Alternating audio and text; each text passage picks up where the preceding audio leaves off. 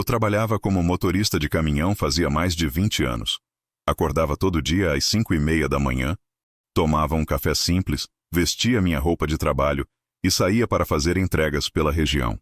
Eram sempre trajetos conhecidos, estradas que eu já sabia de cor, paradas nos mesmos postos, conversas rápidas com os mesmos frentistas e carregadores.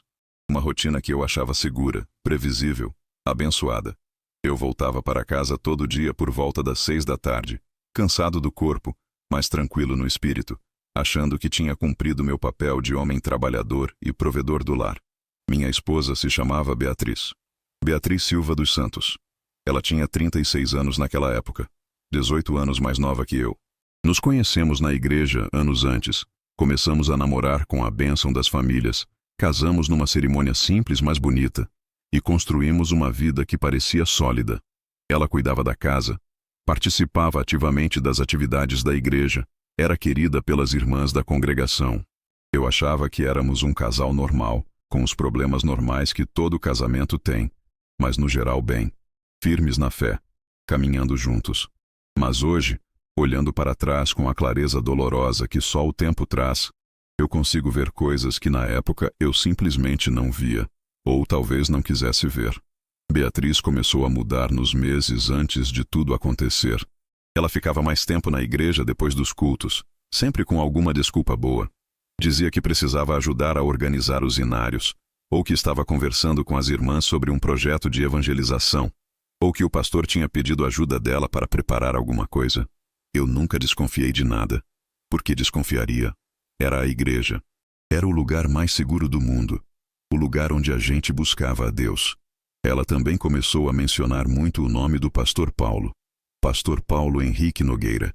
Ele era viúvo havia 3 anos, desde 2001, quando perdeu a esposa. Era um homem respeitado por toda a comunidade, de palavra firme, pregações que tocavam o coração, sempre disponível para aconselhar quem precisasse. Eu o admirava muito, confiava nele completamente. E quando Beatriz começou a falar mais sobre as conversas espirituais que tinha com ele, sobre os conselhos que ele dava, sobre como ele a ajudava a entender melhor as Escrituras, eu só sentia gratidão. Achava uma bênção ter um pastor tão dedicado assim. Mas tinha algo que me incomodava, lá no fundo. Uma pontinha de ciúme que eu empurrava para baixo toda vez que aparecia. Eu percebia que os olhos de Beatriz brilhavam diferente quando ela falava do pastor Paulo, que ela ficava animada demais quando ia para a igreja nos dias em que sabia que ele estaria lá, que ela se arrumava com um cuidado especial nesses dias. Mas eu me culpava por esses pensamentos, ficava com vergonha de mim mesmo. Como eu podia desconfiar de um homem de Deus? Como eu podia duvidar da minha própria esposa? Eu achava que o problema era comigo, que eu estava sendo possessivo e imaturo espiritualmente. A irmã Teresa, nossa vizinha, chegou a comentar comigo certa vez que Beatriz parecia mais ansiosa ultimamente. Foi num domingo depois do culto, quando estávamos todos saindo da igreja. Ela puxou conversa comigo ali na calçada e disse assim, com aquele jeito cuidadoso dela: "Seu Antônio, a Beatriz tem andado bem? Notei ela meio inquieta esses dias." Eu respondi que estava tudo normal, que provavelmente ela estava apenas mais envolvida com as coisas da igreja, mais dedicada espiritualmente. Irmã Teresa não insistiu, mas ficou me olhando com uma expressão que eu não soube interpretar na época. Hoje eu sei que aquele olhar era preocupação genuína. Tinha também uma coisa que eu nunca contei para Beatriz. Uma coisa que eu guardava dentro de mim como um segredo pesado, queimando em silêncio. Anos antes, eu tinha feito uns exames médicos por insistência de um colega de trabalho que achava que eu devia checar minha saúde geral. Os resultados mostraram que eu tinha uma contagem de espermatozoides muito baixa e mobilidade espermática bem reduzida. O médico me explicou com aquele jeito técnico dele que seria extremamente improvável, quase impossível, que eu conseguisse engravidar uma mulher naturalmente. Não era 100% impossível. Ele frisou isso. Mas as chances eram mínimas. Eu nunca mostrei esse resultado para Beatriz. Guardei os papéis numa gaveta que ela nunca abria e tentei esquecer que aquilo existia. Por quê? Por vergonha. Por medo. Por me sentir menos homem. Na minha cabeça, criada numa cultura onde homem que é homem tem que ser provedor e procriador, aquela informação era uma sentença de fracasso. Eu tinha medo de que Beatriz me visse diferente. Tinha medo de que ela se decepcionasse comigo. Tinha medo de me tornar menos aos olhos dela. Então calei. E esse silêncio, eu descobriria mais tarde, teria um peso terrível quando a verdade viesse à tona. A rotina seguia. Eu saía para trabalhar todo dia. Voltava cansado. Jantávamos juntos. Assistíamos um pouco de televisão. Íamos para a igreja nas quartas e domingos. Orávamos antes de dormir. Uma vida que parecia normal. Uma vida que eu achava segura. Mas debaixo da superfície, coisas que eu não via estavam se movendo. Rachaduras invisíveis estavam se abrindo. E um terremoto emocional estava se preparando para destruir tudo que eu pensava que era sólido. Antes de continuar contando o que aconteceu, eu preciso pedir desculpas antecipadamente se eu confundir alguma data específica ou algum detalhe menor da história. Tudo isso aconteceu há 21 anos, e a memória da gente não é perfeita. Tem coisas que ficam meio embaçadas com o tempo, mas eu garanto para vocês, com toda a sinceridade diante de Deus, que os pontos principais, os acontecimentos que realmente importam, as dores que marcaram fundo, essas coisas, eu lembro com clareza absoluta. Algumas dores a gente não esquece nunca, mesmo querendo. Foi numa terça-feira comum que tudo começou a desmoronar, embora eu não soubesse disso ainda. Acordei às 5:30 da manhã, como sempre fazia. O despertador tocou. Eu me levantei meio zonzo ainda. Fui até o banheiro. Lavei o rosto com água fria para acordar direito. Quando voltei para o quarto para me vestir, percebi que Beatriz também tinha acordado, o que não era muito comum naquele horário. Ela normalmente acordava mais tarde, por volta das 7, mas naquela manhã estava sentada na beirada da cama, já de roupão, com o olhar meio distante. Eu perguntei se ela estava bem, se tinha dormido mal.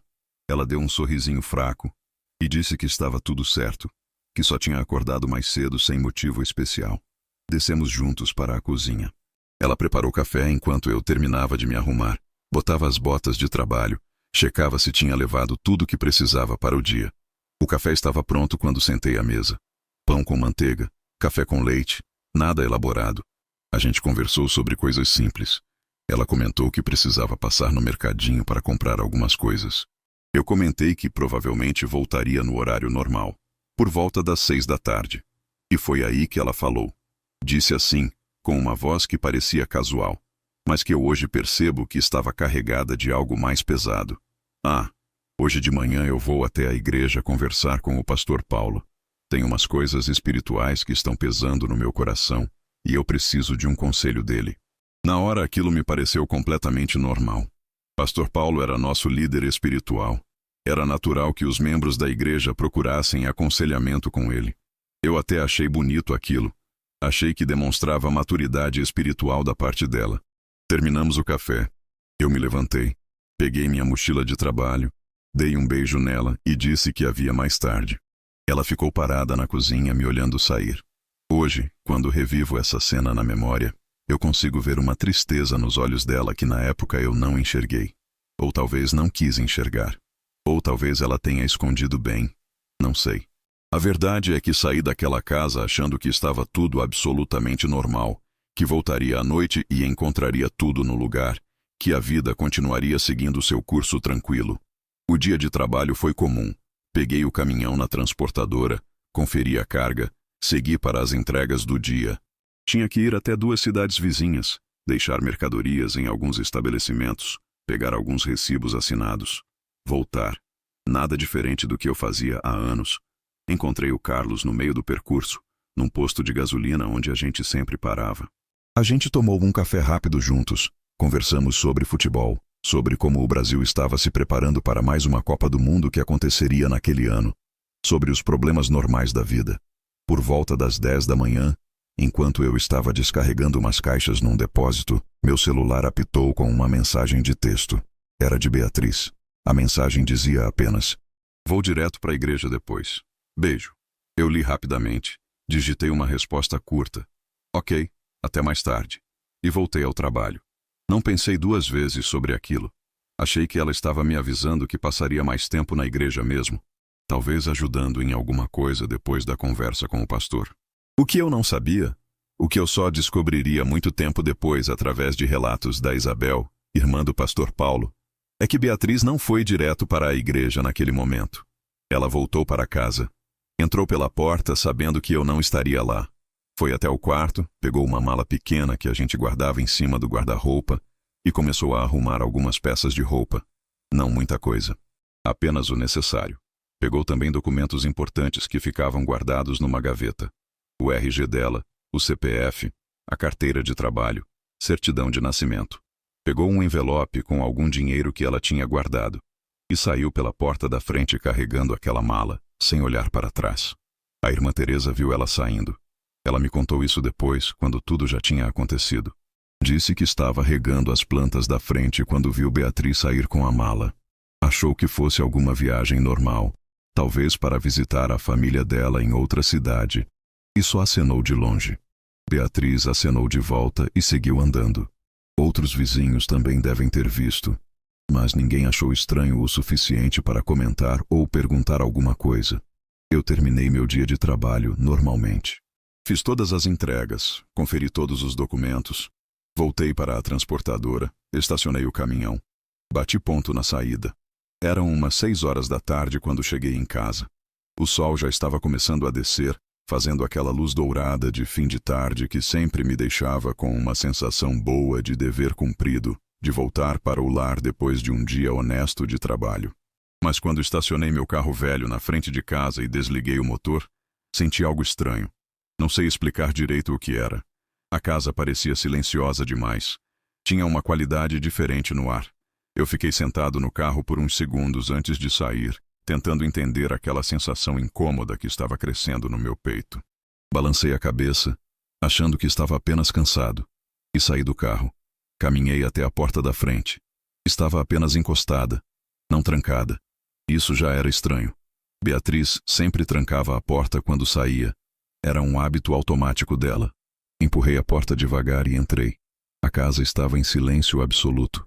Aquele tipo de silêncio pesado que parece ter textura, que parece grudar na pele. Chamei por ela. Beatriz? Chegou, meu amor? Nenhuma resposta. Só o eco da minha própria voz voltando das paredes vazias. Fui até a cozinha. Estava limpa demais, organizada demais. Não tinha panela no fogão, não tinha nada preparando para o jantar. Não tinha aquele cheiro de comida que normalmente enchia a casa nesse horário. As cadeiras estavam todas no lugar. A mesa limpa, a pia sem louça. Parecia que ninguém tinha usado a cozinha o dia inteiro. Subi as escadas até o quarto. Foi aí que meu coração começou a bater mais rápido. A porta do guarda-roupa estava entreaberta. Abri completamente e olhei para dentro. Faltavam roupas. Não muitas, mas o suficiente para ser impossível de ignorar. Algumas blusas que ela usava sempre. 2 calças. Peças íntimas. A mala pequena que ficava em cima do guarda-roupa não estava mais lá. Fui até a gaveta onde a gente guardava documentos importantes. Abri.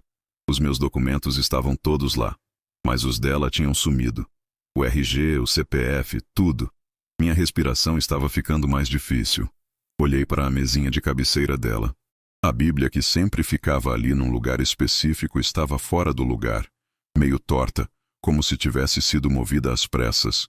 Sentei na beirada da cama tentando fazer sentido daquilo tudo, tentando encontrar uma explicação lógica e tranquila. Talvez ela tenha ido visitar a mãe dela e esqueceu de me avisar direito. Talvez tenha surgido alguma emergência familiar.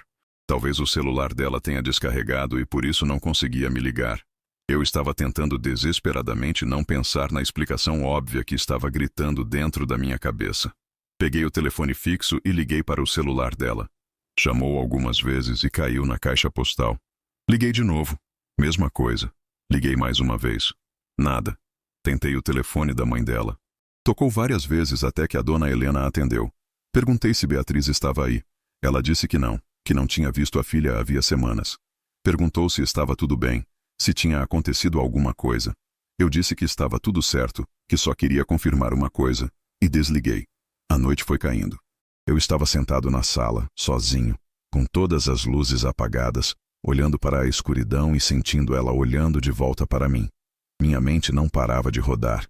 Onde ela estava? Por que tinha levado roupas e documentos? Por que não atendia o telefone? O que eu tinha feito de errado? A última coisa que ela tinha me dito pela manhã foi que ia conversar com o pastor Paulo sobre questões espirituais. Isso tinha que significar alguma coisa. Tentei orar. Fechei os olhos, juntei as mãos, comecei. Senhor, eu não sei o que está acontecendo, mas o Senhor sabe de todas as coisas. E travei. As palavras não saíam. A garganta estava fechada. O peito apertado. Abri os olhos de novo para a escuridão da sala e percebi que estava tremendo. Não dormi naquela noite. Fiquei deitado na cama olhando para o teto, esperando ouvir a chave girando na fechadura, esperando ouvir os passos dela no corredor, esperando que tudo aquilo fosse um mal-entendido ridículo que a gente resolveria com uma boa conversa. Mas a noite inteira passou em silêncio. E quando o sol nasceu de novo, eu tinha a certeza de que algo muito, muito errado estava acontecendo. Me levantei da cama sem ter dormido nenhuma hora direito. O corpo estava pesado, a cabeça doendo, os olhos ardendo.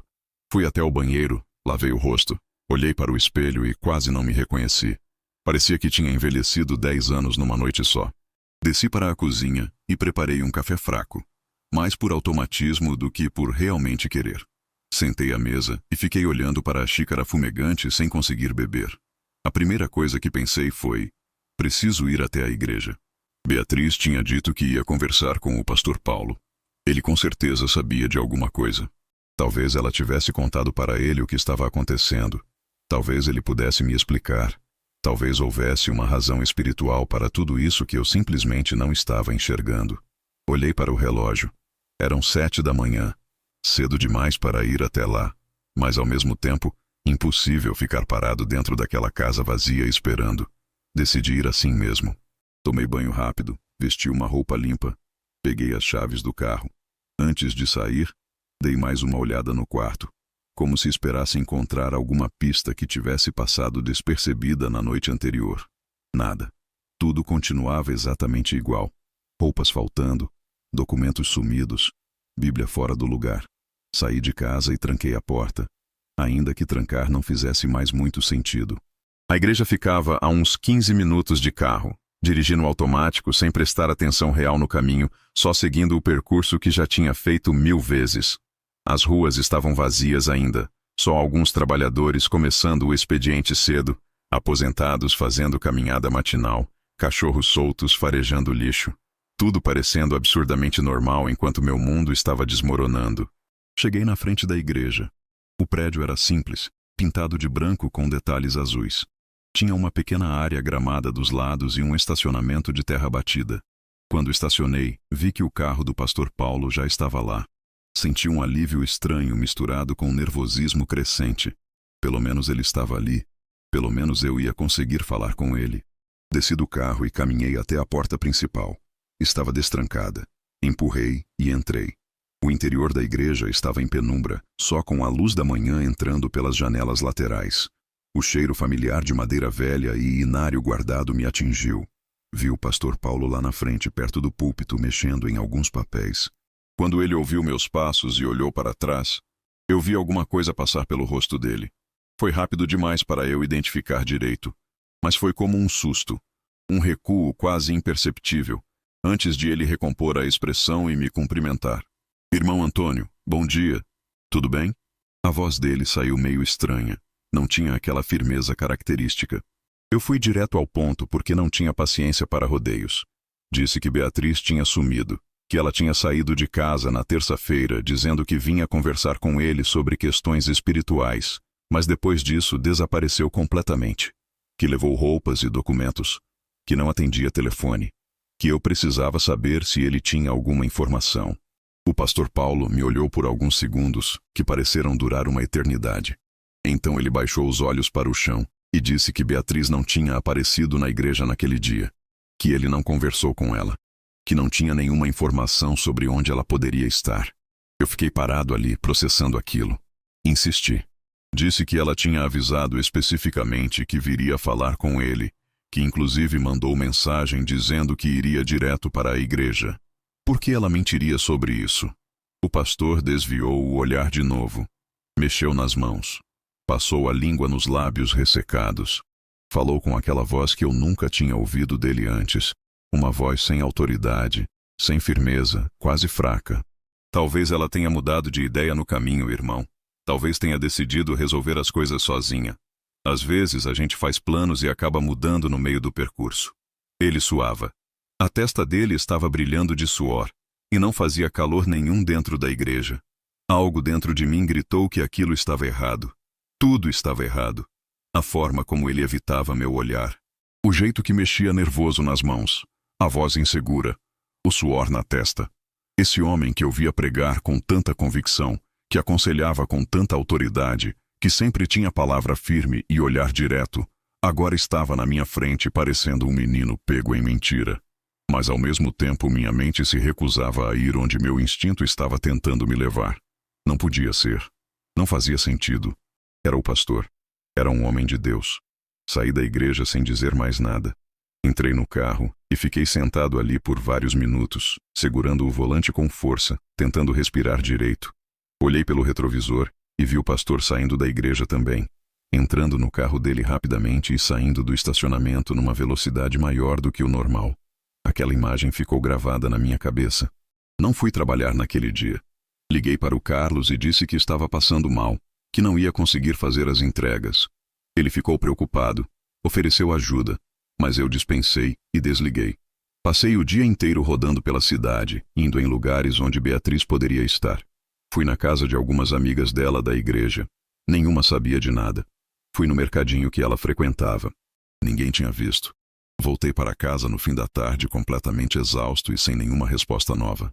Irmã Teresa apareceu na minha porta por volta das 7 da noite. Ela trouxe uma marmita de comida. Disse que tinha feito a mais e achou que eu poderia precisar. Eu agradeci sem muita vontade de conversar, mas ela não ia embora. Ficou ali na porta me olhando com aquele jeito de quem sabe que alguma coisa está muito errada. Acabei convidando ela para entrar. Sentamos na sala. Ela não perguntou nada direto, só esperou. E eu, cansado demais para fingir que estava tudo bem, contei. Contei que Beatriz tinha sumido, que levou roupas e documentos, que não atendia telefone, que eu não sabia o que tinha acontecido. Irmã Teresa escutou tudo em silêncio, com aquela expressão séria e compassiva ao mesmo tempo. Quando terminei, ela disse que ia orar por mim, pela Beatriz, por toda a situação. Segurou minha mão e orou ali mesmo. Uma oração simples, mas sincera.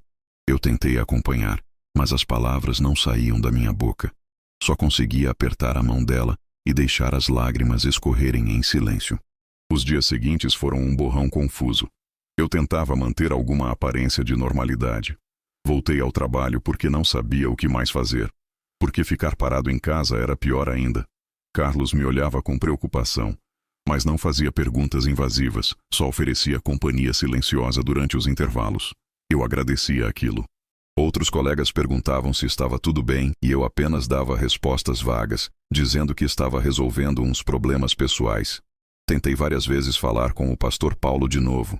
Voltei na igreja em outros dias, mas ele nunca estava lá quando eu chegava. Fui até a casa dele 2 vezes. Na primeira vez não tinha ninguém, ou pelo menos ninguém atendeu. Na segunda vez, eu tinha certeza absoluta de que tinha alguém dentro, porque vi as luzes acesas e ouvi barulho de movimento. Bati no portão de metal chamando pelo nome dele. Bati mais forte. Gritei. Nada. A pessoa lá dentro simplesmente se recusou a me atender. Aquilo foi quando eu comecei a sentir não só desespero, mas raiva também. Uma raiva fria e amarga que crescia no peito junto com a dor. Eu estava sendo enganado, estava sendo evitado, estava sendo tratado como idiota. E o pior é que não tinha o que fazer. Não podia arrombar o portão, não podia obrigar ninguém a falar comigo, só podia voltar para casa vazio de novo. O diácono Roberto apareceu na minha porta na quinta-feira à noite, uma semana inteira depois do desaparecimento de Beatriz. Ele disse que a liderança da igreja estava preocupada comigo, que queriam oferecer apoio espiritual e prático, que estavam à disposição para o que eu precisasse. Mas quando ele tentou colocar a mão no meu ombro e orar, eu me afastei. Disse secamente que estava tudo sob controle, que não precisava de ajuda, que ele poderia ir embora. Roberto ficou surpreso, um pouco magoado até, mas insistiu gentilmente que ia voltar outro dia, que a igreja não ia me abandonar nesse momento. Eu apenas acenei e fechei a porta. A verdade é que naquele momento eu não queria nada que viesse da igreja. Minha confiança tinha rachado.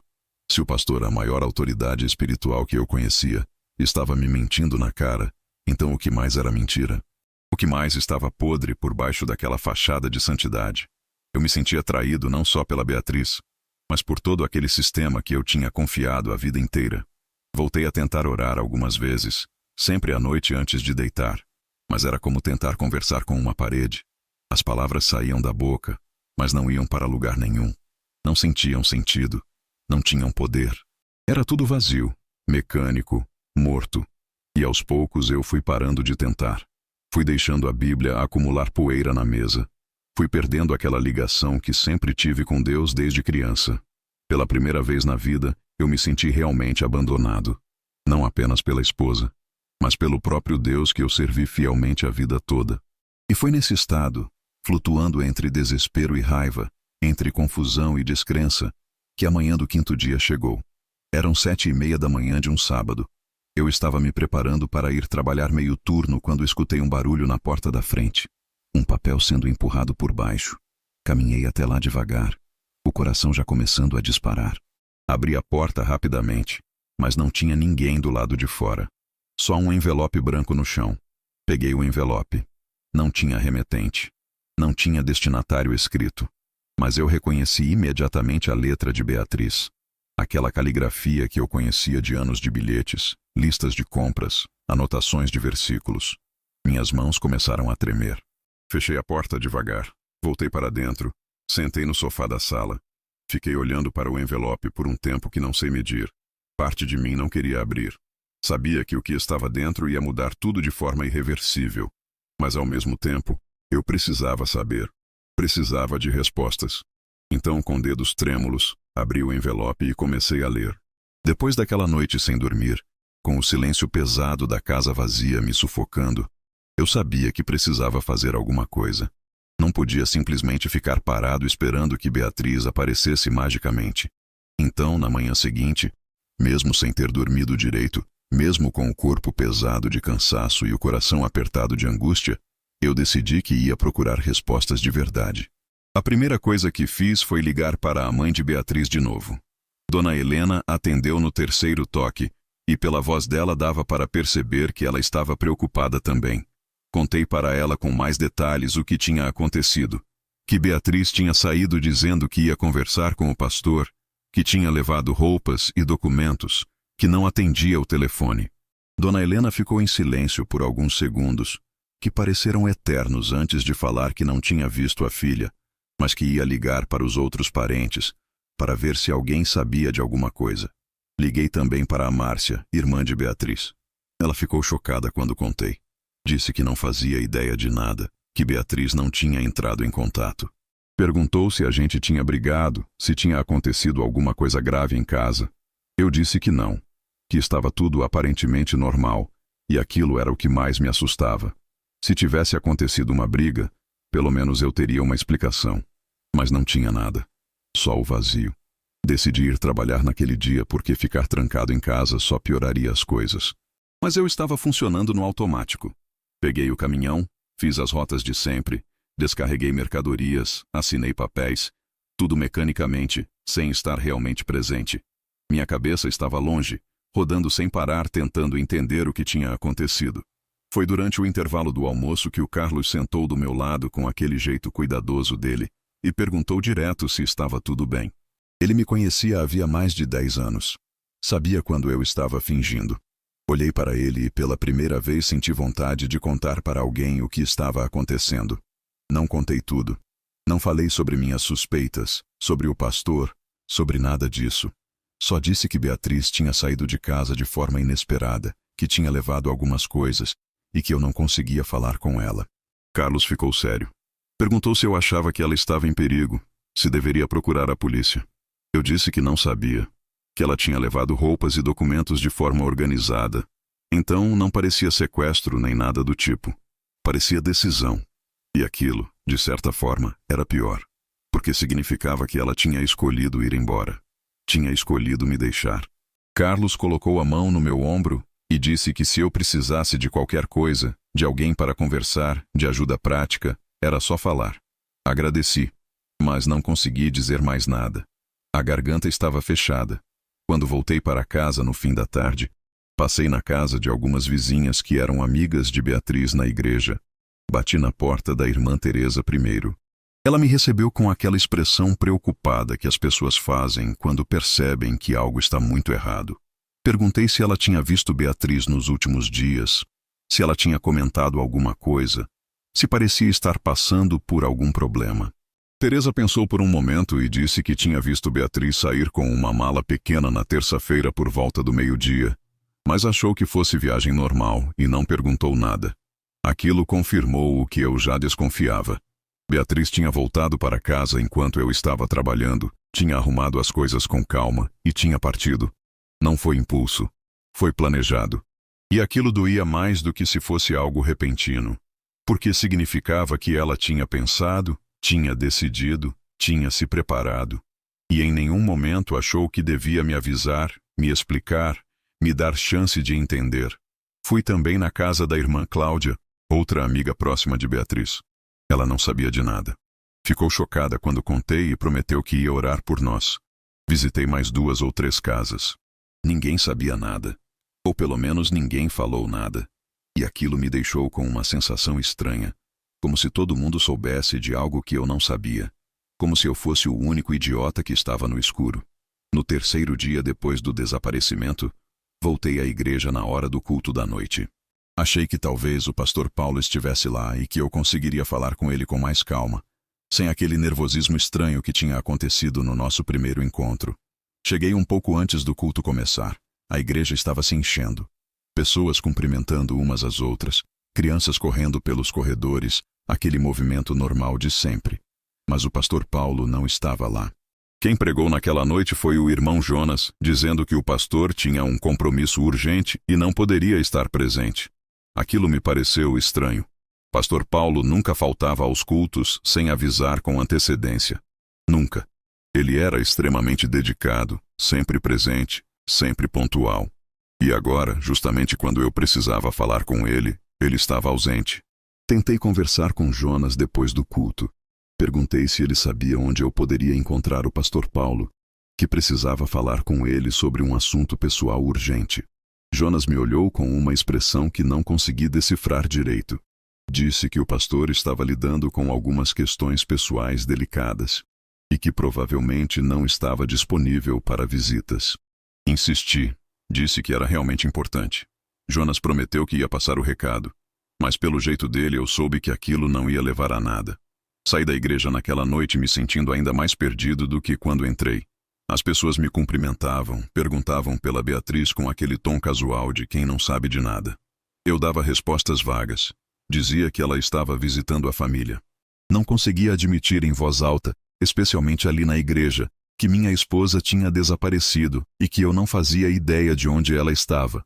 No 4º dia, tentei mais uma vez ir até a casa do pastor Paulo.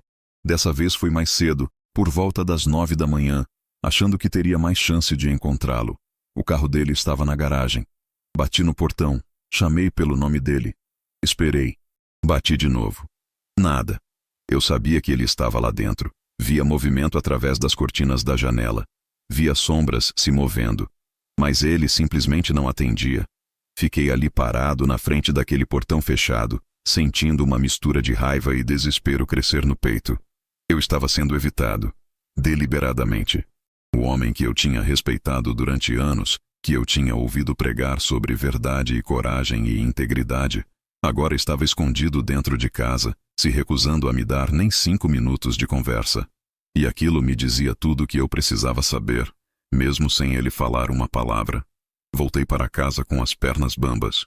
Entrei, fechei a porta, e pela primeira vez desde que Beatriz foi embora, eu senti algo além de preocupação e tristeza. Senti raiva. Uma raiva fria que começava no fundo do estômago e subia queimando a garganta. Raiva dela por ter ido embora sem explicação. Raiva do pastor por me evitar. Raiva de mim mesmo por ter sido cego, por não ter visto os sinais, por ter confiado demais. Sentei no sofá da sala e fiquei ali no silêncio, com aquela raiva queimando por dentro, misturada com uma dor que eu não sabia como processar. E foi naquele estado, oscilando entre fúria e desespero, entre confusão e certezas dolorosas que eu ainda não queria admitir, que os dias continuaram passando, cada um mais pesado que o anterior. cada um me levando mais fundo num buraco emocional do qual eu não sabia se conseguiria sair. A casa continuava vazia. O telefone de Beatriz continuava desligado. O pastor continuava escondido. E eu continuava ali, sozinho, tentando juntar peças de um quebra-cabeça que eu tinha medo de completar, porque sabia que a imagem final ia ser devastadora. Mas, no fundo, lá no fundo onde a gente não quer olhar, mas sabe que a verdade está, eu já sabia o que tinha acontecido. Só não tinha coragem ainda de admitir em voz alta. No 5º dia depois do desaparecimento de Beatriz, acordei com aquele peso no peito que já tinha se tornado constante. Era sábado de manhã, 5 dias inteiros sem notícias dela. 5 dias vivendo naquela angústia que não me deixava respirar direito. Me levantei da cama onde tinha passado mais uma noite sem dormir. Desci para a cozinha e coloquei água para ferver. Enquanto esperava, fiquei olhando pela janela para a rua vazia, pensando no que mais eu podia fazer. Já tinha ligado para toda a família dela. Já tinha visitado todas as amigas da igreja. Já tinha tentado falar com o pastor Paulo várias vezes sem sucesso. E nada. Nenhuma pista. Nenhuma explicação. A chaleira apitou, mas eu não tive vontade de fazer o café. Só fiquei ali parado na cozinha, sentindo a casa vazia ao meu redor. Tudo estava no lugar. Tudo estava limpo e organizado. Mas faltava vida. Faltava presença. Faltava ela. Tentei mais uma vez ligar para o celular de Beatriz. O telefone chamou e caiu na caixa postal. Desliguei sem deixar mensagem. Já tinha deixado várias. Ela não ia responder. Eu sabia disso. Mas continuar tentando era melhor do que aceitar que ela tinha simplesmente sumido da minha vida sem explicação. Sentei à mesa da cozinha com a cabeça entre as mãos. Minha mente não parava de rodar. Onde ela estava? Por que tinha feito isso? O que eu tinha feito de tão errado para merecer ser abandonado daquele jeito? Tentei orar, mas as palavras não vinham. Era como se tivesse um bloqueio entre mim e Deus. Como se minhas orações batessem no teto e voltassem vazias. Por volta das 9 da manhã, decidi que não ia ficar em casa esperando. Precisava fazer alguma coisa, qualquer coisa. Tomei banho, me vesti e saí. Não sabia exatamente para onde ia. Só sabia que ficar trancado naquela casa ia me enlouquecer. Dirigi sem destino por um tempo. Passei pela igreja. Estava fechada. O carro do pastor Paulo não estava no estacionamento. Continuei dirigindo e, sem perceber direito, acabei indo até o cemitério onde os pais dele estavam enterrados. Não sei por que fui parar ali. Talvez achasse que ele estaria visitando o túmulo da esposa falecida. Mas não estava. O cemitério estava vazio. Silencioso. Voltei para o centro da cidade e parei num bar pequeno. Entrei e pedi um café. O dono me conhecia de vista e tentou puxar conversa, perguntando pela Beatriz. Menti. Disse que ela estava bem, que tinha ido visitar a família. Ele acreditou e mudou de assunto. Tomei o café rápido e saí. Na volta para casa, passei de novo pela rua onde o pastor Paulo morava. O carro dele estava na garagem agora. Estacionei do outro lado da rua e fiquei ali observando a casa por alguns minutos. Vi movimento através da janela. Ele estava lá, mas eu já sabia que se eu batesse na porta, ele não ia atender. Já tinha tentado isso e só tinha passado vergonha na frente dos vizinhos. Voltei para casa por volta do meio-dia. Esquentei a marmita que irmã Teresa tinha deixado no dia anterior e comi mecanicamente, sem sentir gosto de nada. Depois sentei no sofá da sala e liguei a televisão só para ter algum barulho na casa. Mas não conseguia prestar atenção no que passava. Minha cabeça estava longe. No fim da tarde, Daniel apareceu sem avisar. Bateu na porta e, quando abri, ele entrou com aquele jeito preocupado, mas tentando parecer casual. Vim fazer uma visita, irmão. Ver como você tá. Ofereci café e ele aceitou. Ficamos conversando sobre assuntos gerais por um tempo. Ele falou sobre o trabalho dele, sobre futebol, sobre o tempo. Não mencionou Beatriz.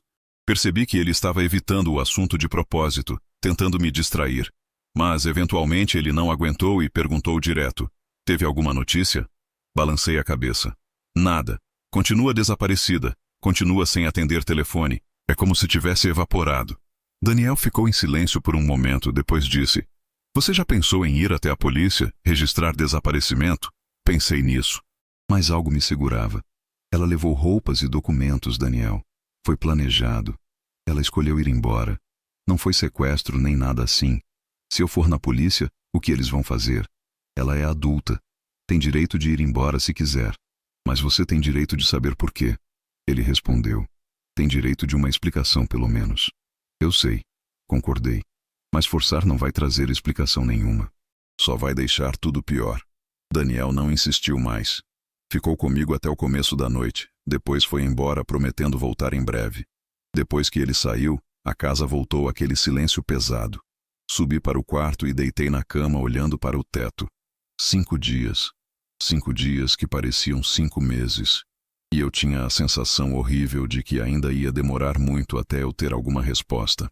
Não sabia que no dia seguinte, quando acordasse, tudo ia mudar. Não sabia que Beatriz finalmente ia me dar a explicação que eu tanto pedia. Mas também não sabia que aquela explicação ia doer muito mais do que a ausência de respostas.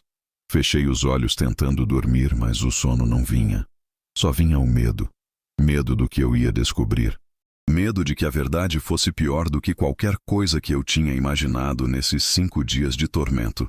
E no fundo, lá, no fundo onde a gente não quer olhar, mas sabe que a verdade mora, eu já sabia que meus medos estavam certos.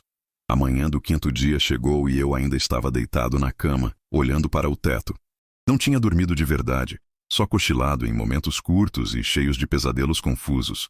Meu corpo estava cansado, mas minha mente não parava nunca, girando em círculos, repassando os mesmos pensamentos tóxicos sem parar. Olhei para o relógio. 7 da manhã. Tinha que me levantar. Tinha que tentar funcionar como ser humano. Me arrastei para fora da cama, desci para a cozinha. Coloquei água para ferver para fazer um café que provavelmente não ia conseguir beber. Enquanto esperava, ouvi um barulho leve vindo da porta da frente. Um som de papel sendo empurrado por baixo. Meu coração disparou imediatamente. Caminhei até lá rápido, abri a porta de uma vez. Não tinha ninguém na rua. Só um envelope branco no chão do hall de entrada. Peguei o envelope com mãos que já começavam a tremer. Não tinha remetente escrito. Não tinha destinatário.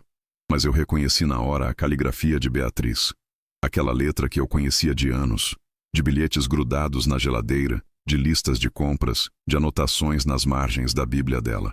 Voltei para dentro, fechei a porta e fiquei parado ali segurando aquele envelope como se fosse uma bomba prestes a explodir. Parte de mim não queria abrir. Sabia que o que estava dentro ia mudar tudo de forma definitiva e irreversível. Mas eu precisava saber. Precisava da verdade, por mais dolorosa que fosse. Sentei no sofá da sala, respirei fundo algumas vezes tentando me preparar e abri o envelope. Dentro tinha várias folhas de caderno, arrancadas com cuidado, dobradas. Comecei a ler. As primeiras linhas eram pedidos de desculpa. Beatriz pedia perdão repetidamente. Dizia que não sabia como começar aquela carta, que tinha vergonha de escrever aquelas palavras, mas que eu merecia saber a verdade. E então ela começou a contar tudo. Ela estava tendo um envolvimento com o pastor Paulo havia alguns meses.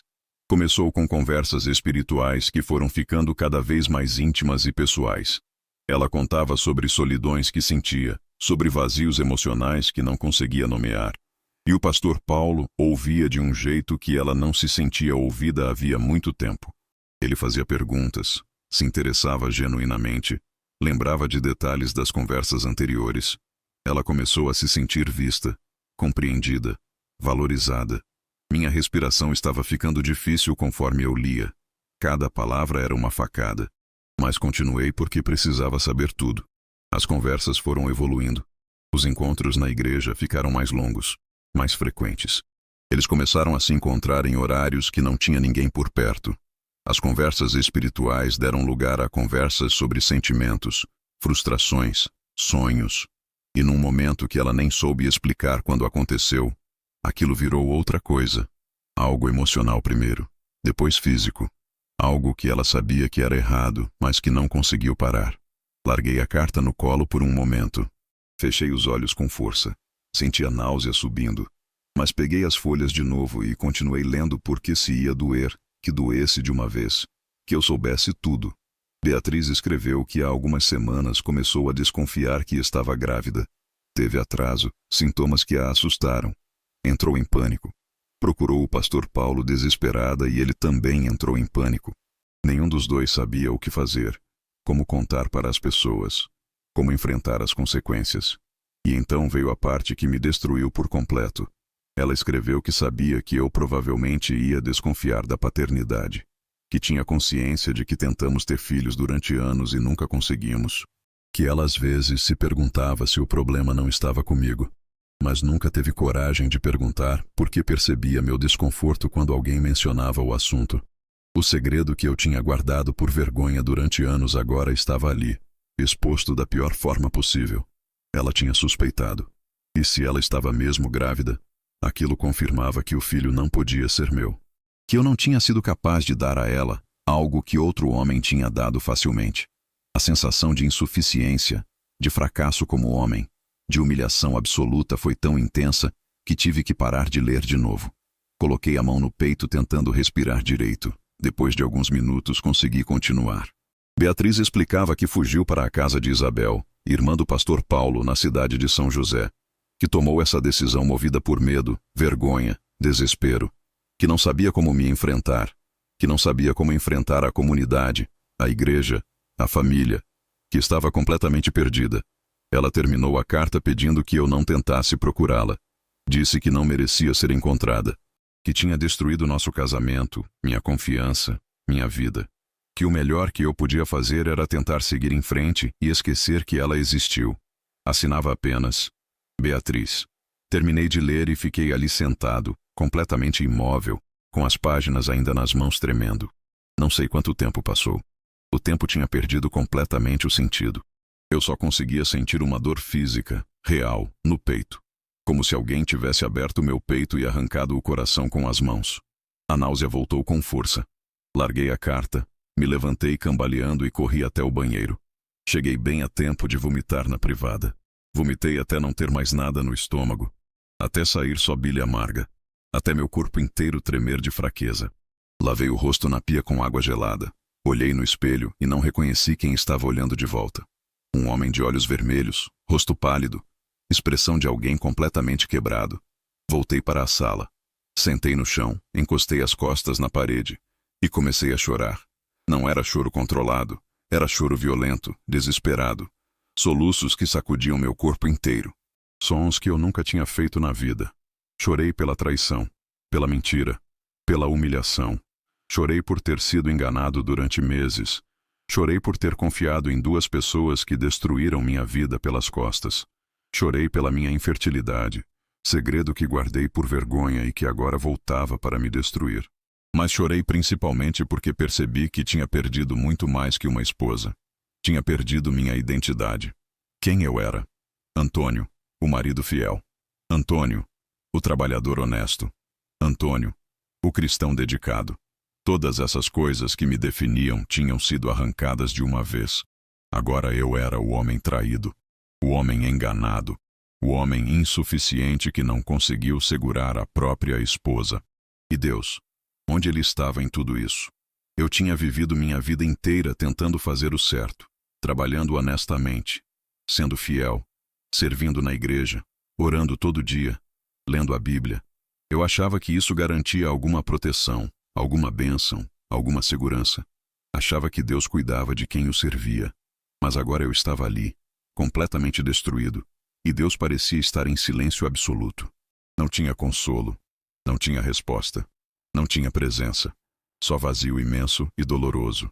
Fiquei sentado naquele chão por horas, a luz mudando conforme o sol se movia no céu. Não comi, não bebi água, só fiquei ali, abraçando meus joelhos, olhando para o nada, deixando a dor tomar conta de cada parte do meu corpo, da minha mente, da minha alma.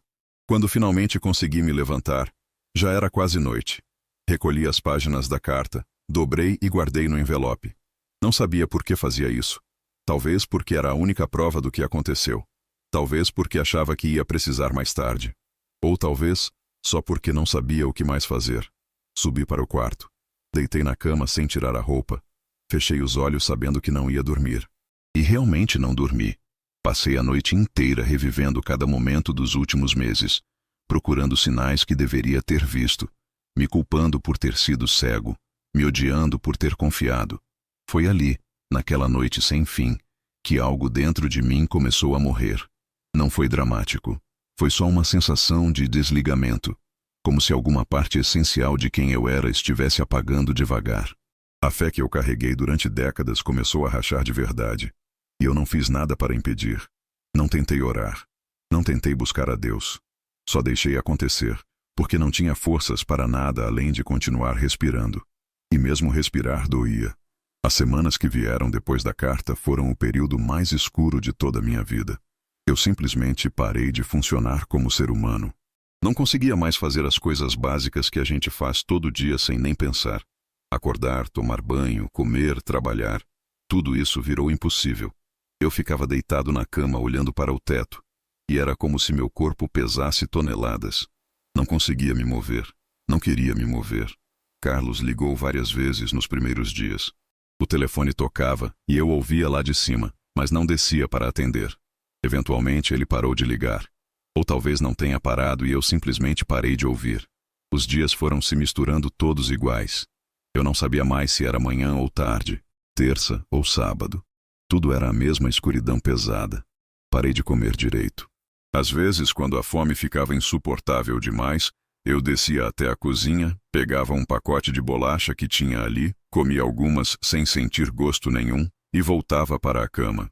Bebia água direto da torneira quando a sede apertava. Só isso. Meu corpo foi emagrecendo, ficando fraco, mas eu não ligava. Parecia que aquele corpo nem era mais meu. Parei de tomar banho também. Qual era o sentido? Não ia sair. Não ia ver ninguém. Fiquei vários dias com a mesma roupa, deitado em cima das cobertas, suando, mas sem energia nem vontade de trocar. O cheiro da casa começou a mudar. Cheiro de suor, de mofo, de lugar fechado. Eu trancava todas as janelas porque não suportava a luz do dia entrando. Queria escuridão. Queria que o mundo lá fora não existisse. Minha mente não parava nunca. Ficava repassando os mesmos pensamentos em círculos infinitos. Eu pensava em cada momento do casamento procurando os sinais que devia ter visto. Pensava nas vezes que Beatriz mencionou o pastor com olhos brilhantes, e eu fingi que era normal. Pensava em como eu fui idiota, ingênuo, cego. Me odiava por ter confiado. Me odiava por não ter percebido. Me odiava por existir. Tentei orar algumas vezes no começo. Fechava os olhos e começava. Pai. Mas a palavra morria ali. Não ia para lugar nenhum. Era como gritar dentro de um quarto vazio. A voz ecoa e volta, mas ninguém responde. Desisti rápido. Se Deus existia, ele tinha me abandonado. E se não existia, então eu tinha perdido minha vida inteira acreditando em mentira. Qualquer uma das opções doía demais para pensar. Daniel apareceu na minha porta várias vezes. Eu ouvia ele batendo, chamando meu nome lá de baixo. Antônio, abre aí, irmão. Tô preocupado com você. A voz dele soava distante, como se viesse de outro mundo. Às vezes eu nem respondia. Outras vezes eu gritava de dentro. Vai embora, Daniel. Quero ficar sozinho. E ele ia. Depois de alguns dias, ele parou de vir. Não culpo ele. Quem quer ficar insistindo com alguém que não quer ajuda? Mas tinha uma pessoa que não desistiu nunca. Irmã Sônia. Ela aparecia na minha porta todo santo dia. Sem falta. Às vezes de manhã cedo. Às vezes à tarde. Às vezes no fim do dia. Ela batia na porta, mas diferente do Daniel, não esperava que eu abrisse. Ela só ficava ali do outro lado e falava comigo através da madeira. Antônio, é a Sônia. Eu sei que você tá aí. Não precisa me responder se não quiser. Só quero que saiba que você não tá sozinho. Deus não te abandonou, mesmo que pareça que sim. Eu vou orar aqui fora por você agora. E então eu ouvi a voz dela orando baixinho. Orações simples, pedindo que Deus me desse forças, pedindo que me consolasse, pedindo que me guardasse. Nos primeiros dias aquilo me irritava profundamente. Eu ficava deitado lá em cima ouvindo ela orar e sentia raiva. Raiva dela por achar que oração resolvia alguma coisa. Raiva de Deus por permitir que minha vida desmoronasse. Raiva de mim mesmo por estar naquele estado. Mas ela voltava no dia seguinte. E no outro. E no outro. Às vezes ela deixava comida na soleira da porta. Marmita quente embrulhada em pano de prato. Eu esperava ela ir embora. Abria a porta rapidamente, pegava a comida e fechava de novo. Comia ali mesmo, sentado no chão do corredor, mecanicamente, sem sentir gosto. Mas comia porque ela tinha feito. Porque era a única conexão que eu tinha com o mundo dos vivos. Os vizinhos começaram a cochichar. Eu ouvia através das janelas fechadas quando passavam na calçada. Coitado do seu Antônio. A mulher dele foi embora, né? Dizem que tem outra história por trás. Ele tá muito mal, não sai mais de casa. As vozes chegavam abafadas, mas claras o suficiente. Minha dor tinha virado entretenimento da vizinhança. Minha tragédia era assunto de conversa na fila do mercado, no ponto de ônibus. Eu me sentia exposto. Nu. Um espetáculo de fracasso humano para todo mundo ver e comentar. A vergonha crescia junto com a dor. Não era só o sofrimento da traição. Era a humilhação pública. Todo mundo sabia que minha esposa tinha me deixado. E logo iam saber por quê. Logo iam saber que ela fugiu com o pastor. Que estava grávida dele. Que eu não fui homem suficiente para segurar minha própria mulher. O peso disso era esmagador. Impossível de carregar. Foram 3 semanas assim. 3 semanas deitado naquela cama. Morrendo devagar por dentro. Desistindo de tudo.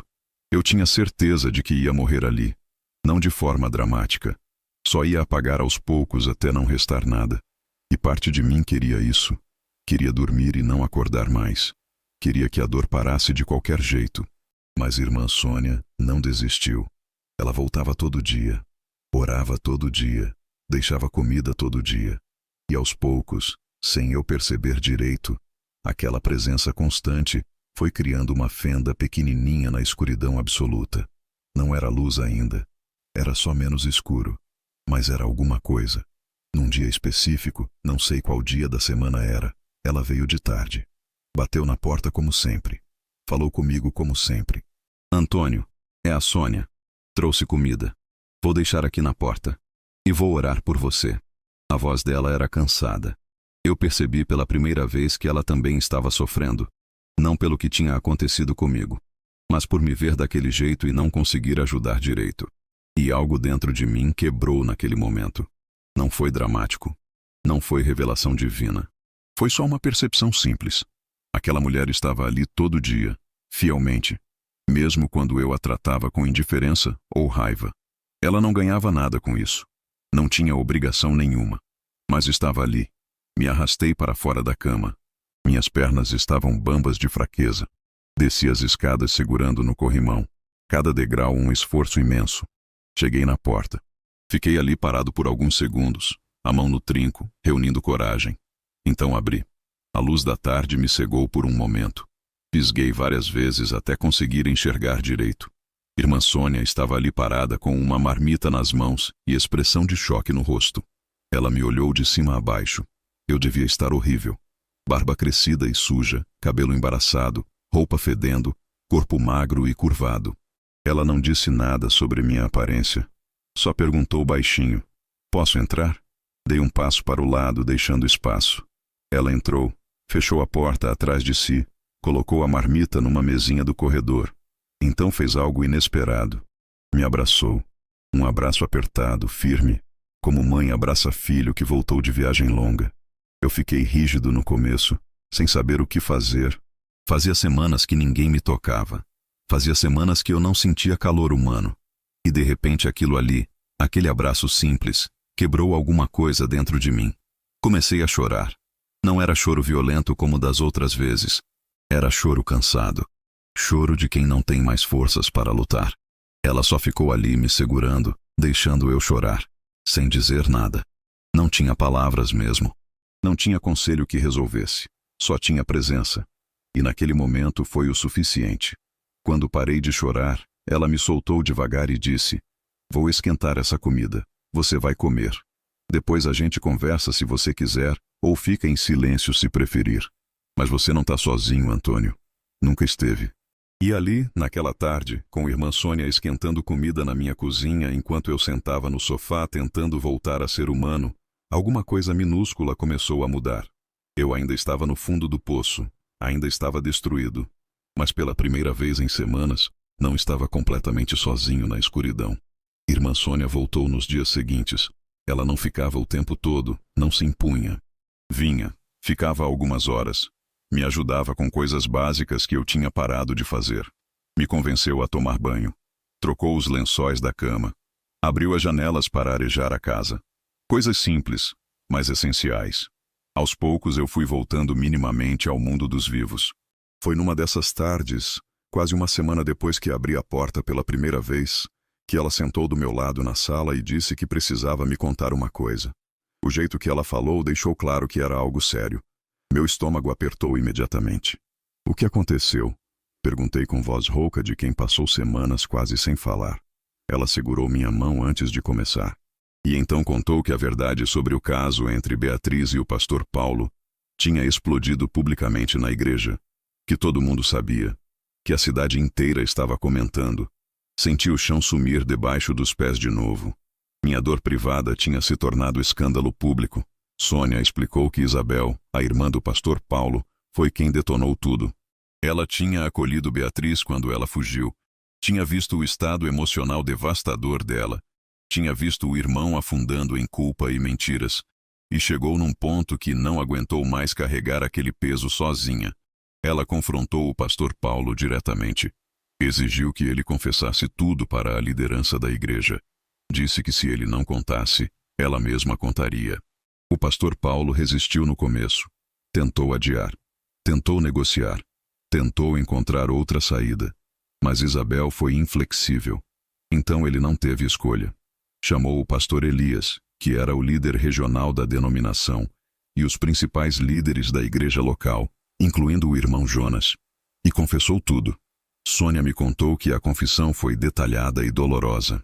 O pastor Paulo admitiu o relacionamento inapropriado com Beatriz. Admitiu que começou como aconselhamento espiritual, mas evoluiu para envolvimento emocional e físico. Admitiu que mentiu para mim quando fui procurá-lo. Admitiu que ajudou Beatriz a fugir. Admitiu que estava destruído de culpa, mas não teve coragem de assumir publicamente antes. Jonas, que era extremamente leal ao pastor e sempre o viu como mentor espiritual, tentou minimizar a situação. Sugeriu que tratassem tudo de forma privada para evitar escândalo desnecessário. Mas o pastor Elias foi firme. Disse que aquilo não podia ser escondido, porque envolvia quebra gravíssima de confiança e abuso de autoridade espiritual. Um pastor que se envolve com um membro da congregação casada não é questão particular, é questão que afeta a igreja toda. A notícia começou a vazar. Miriam, uma irmã da igreja que sempre foi meio impulsiva, mas sem maldade, ouviu parte da história e comentou com algumas amigas próximas em tom de preocupação e oração. Mas esse tipo de informação não se controla. Uma pessoa conta para duas. Duas contam para 5. 5 contam para 10. Em poucos dias toda a congregação sabia. E em pouco mais de uma semana, toda a cidade pequena estava comentando. Sônia descreveu o que aconteceu na igreja como colapso emocional coletivo. Pessoas que confiavam cegamente no pastor Paulo de repente descobriram que ele tinha traído aquela confiança da pior forma possível.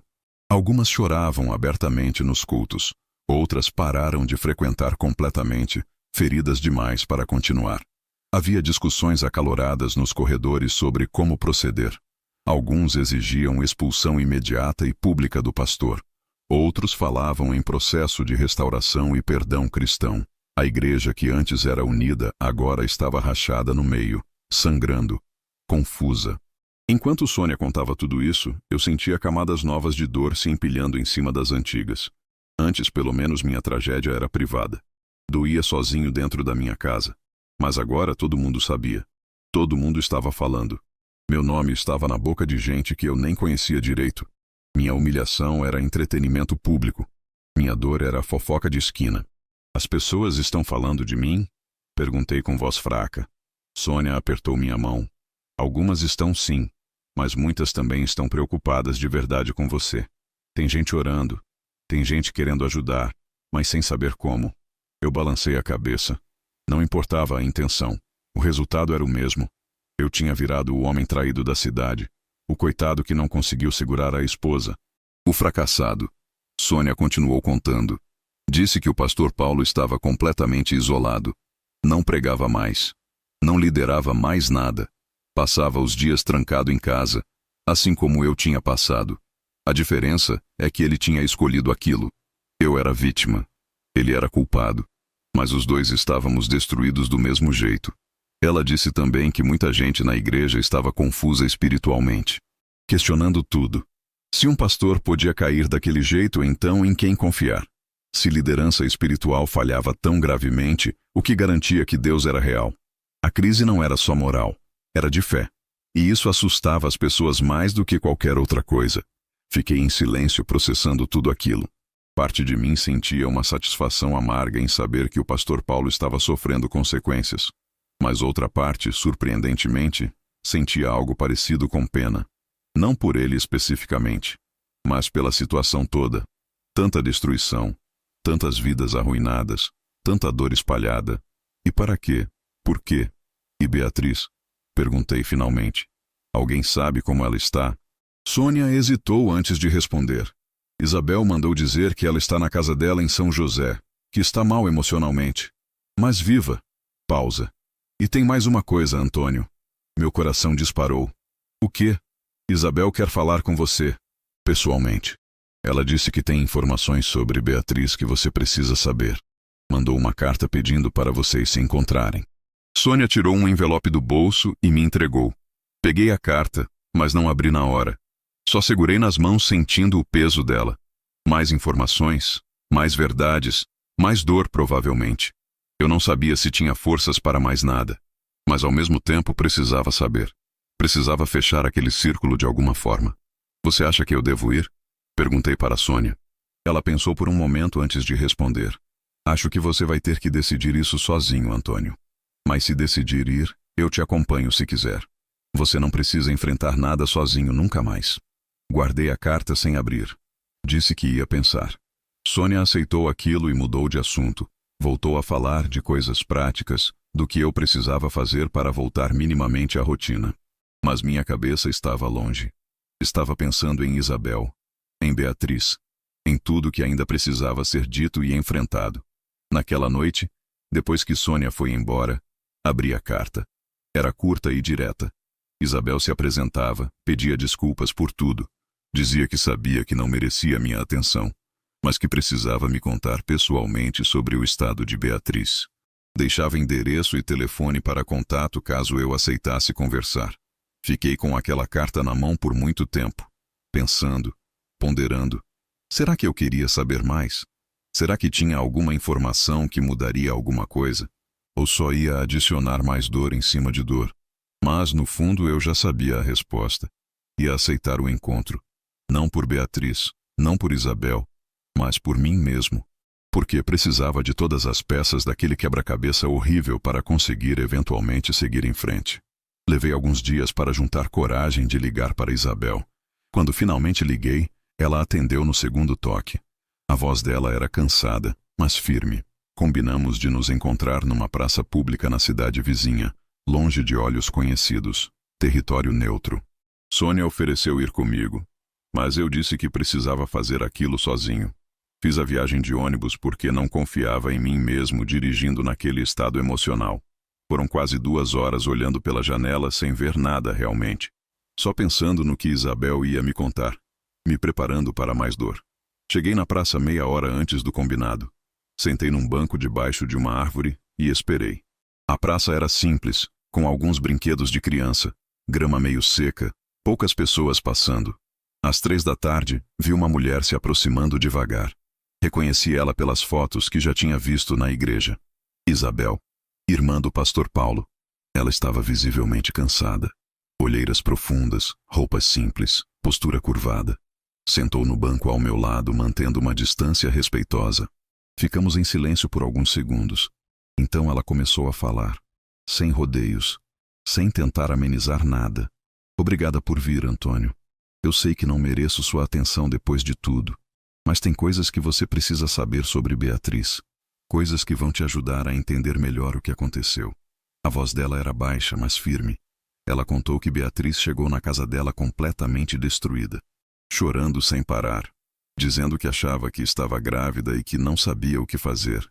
Isabel admitiu que no começo ficou confusa e assustada também, mas decidiu acolher Beatriz por compaixão humana básica diante de uma mulher em desespero absoluto. Nos primeiros dias, Beatriz mal saía do quarto. Não comia direito. Chorava o tempo todo.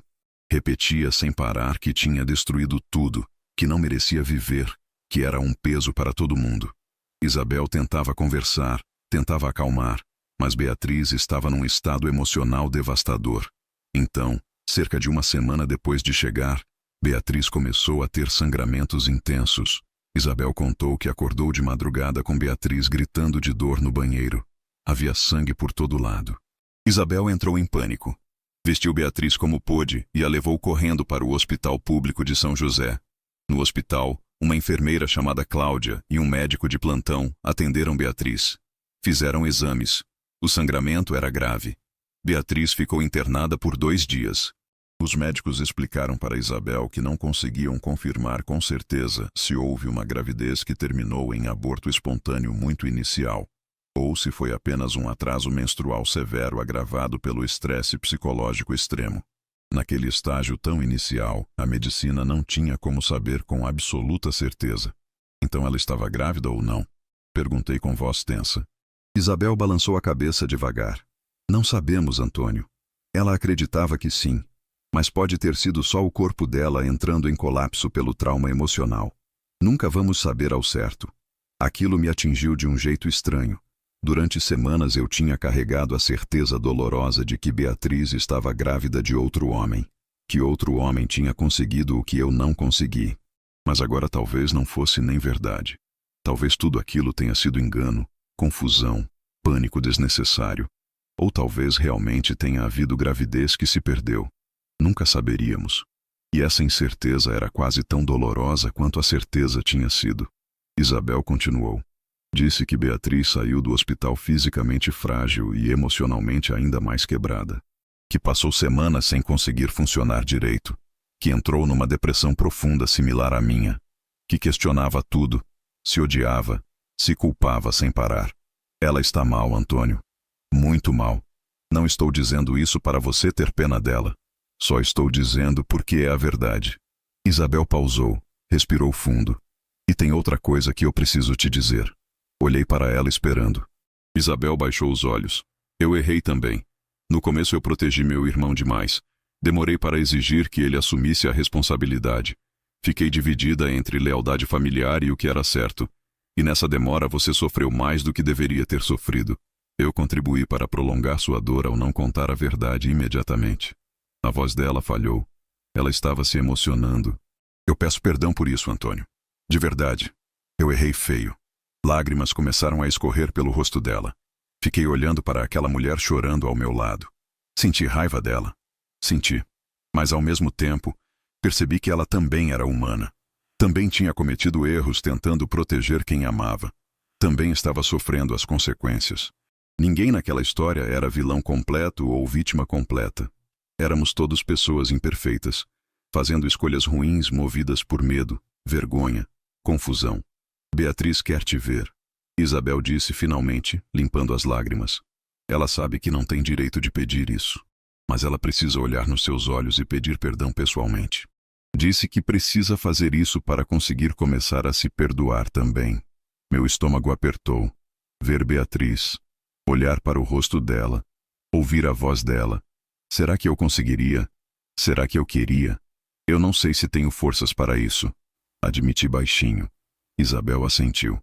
Eu entendo. Não é obrigação sua. Mas pensa com calma. E se decidir que sim, me avisa. Eu combino tudo num lugar neutro onde vocês possam conversar em paz. Ficamos mais alguns minutos conversando sobre detalhes práticos. Isabel me deu o número de telefone dela, caso eu decidisse aceitar o encontro com Beatriz. Nos despedimos sem abraços ou despedidas calorosas. Só um aceno de cabeça mútuo e cada um foi para seu lado. No ônibus de volta para casa, fiquei pensando em tudo que Isabel tinha contado. Beatriz sangrando no banheiro. Beatriz no hospital. Beatriz quebrada emocionalmente, assim como eu estava quebrado. Parte de mim sentia satisfação amarga nisso. Ela merecia sofrer depois do que fez. Mas outra parte, menor, mas presente, sentia algo parecido com compaixão. Não perdão, ainda não, talvez nunca. Mas reconhecimento de que ela também era humana. Também tinha errado. Também estava pagando um preço alto. Quando cheguei em casa, Sônia estava me esperando. Ela tinha vindo deixar jantar e ficou para saber como tinha sido. Contei tudo. Ela escutou em silêncio, só segurando minha mão. Quando terminei, ela perguntou: "Você vai aceitar ver Beatriz?" "Não sei", respondi honestamente. "Parte de mim quer. Parte de mim não aguenta nem pensar nisso." Sônia assentiu. "Então ora. Pede direção. E quando tiver certeza, você decide." Naquela noite tentei orar pela primeira vez em semanas. Não foi fácil. As palavras ainda saíam travadas, pesadas. Mas eu tentei. Pedi que Deus me mostrasse o que fazer. Pedi forças. Pedi clareza. E aos poucos, lentamente, percebi que, no fundo, eu já sabia a resposta. Ia aceitar ver Beatriz. Não por ela. Por mim. Porque precisava fechar aquele ciclo para conseguir eventualmente seguir em frente. Porque precisava olhar nos olhos dela e ouvir tudo da boca dela para finalmente começar a processar aquilo tudo de verdade. Passei 3 dias orando e pensando antes de tomar a decisão. Sônia me ajudou muito nesse processo. Ela não me pressionou para nenhum lado, só ficou ali comigo, ouvindo meus medos, minha raiva, minha confusão. E aos poucos, fui percebendo que precisava ver Beatriz. Não por ela, por mim. Porque precisava olhar nos olhos dela e ouvir tudo da boca dela para conseguir fechar aquele ciclo de alguma forma. Liguei para Isabel e disse que aceitava o encontro. Ela ficou surpresa, mas grata. Combinamos tudo com cuidado. Seria num banco perto da orla da praia em São José, às 3 da tarde de uma quinta-feira. Horário que normalmente tinha pouco movimento. Território neutro onde nenhum de nós dois seria reconhecido. No dia marcado, peguei o ônibus de manhã cedo. A viagem durou quase 2 horas. Fiquei o tempo todo olhando pela janela sem ver nada realmente. Só sentindo meu coração bater cada vez mais rápido conforme nos aproximávamos. Minha mente não parava. O que eu ia dizer? O que eu ia sentir ao ver ela? Será que ia conseguir controlar a raiva? Será que ia chorar? Será que ia gritar? Não tinha respostas. Só a ansiedade crescendo no peito. Cheguei meia hora antes. Desci do ônibus e caminhei até a orla. O mar estava agitado, ondas batendo com força na areia, vento salgado no rosto. Encontrei o banco que Isabel tinha indicado. Estava vazio. Sentei e esperei. Às 3 em ponto vi uma figura feminina se aproximando devagar pela calçada da orla. Reconheci o jeito de andar mesmo de longe. Beatriz. Meu estômago apertou. Minhas mãos começaram a suar. Ela chegou perto e parou a alguns metros de distância, como se tivesse medo de se aproximar mais. Eu quase não a reconheci. Ela estava muito mais magra do que quando foi embora. O rosto estava abatido, olheiras profundas marcando os olhos, cabelos sem cuidado puxados para trás num rabo de cavalo simples. Usava roupas largas e simples, uma blusa de manga comprida mesmo com o calor. As mãos dela tremiam visivelmente. Ela estava de cabeça baixa, olhando para o chão. "Oi, Antônio", ela disse com voz rouca, como de quem passou muito tempo sem falar com ninguém. Eu não respondi imediatamente. Só fiquei olhando para aquela mulher que eu tinha amado, que tinha dormido ao meu lado durante anos, que agora parecia uma estranha completamente quebrada. "Pode sentar", eu disse finalmente, indicando o outro lado do banco. Ela se aproximou devagar e sentou mantendo distância. Ficamos em silêncio por alguns minutos que pareceram eternos. Só o som das ondas e do vento preenchendo o espaço entre nós. "Você me odeia?", ela perguntou de repente, ainda sem levantar os olhos. A voz dela saiu fraca, assustada. Eu pensei na resposta. Poderia ter mentido. Poderia ter dito que sim, que odiava, que ela tinha destruído minha vida e que eu nunca ia perdoar. Parte de mim queria dizer isso só para machucá-la como ela me machucou. Mas o que saiu da minha boca foi a verdade. Eu não sei o que eu sinto, Beatriz. Tem raiva, sim. Muita raiva. Mas também tem tristeza, confusão. E tem algo que parece com pena quando eu olho para você agora. Eu gostaria de ter respostas simples. Gostaria de saber exatamente o que sinto. Mas não sei. Ela finalmente levantou os olhos e me olhou. E o que eu vi ali me chocou. Não era a Beatriz que eu conhecia.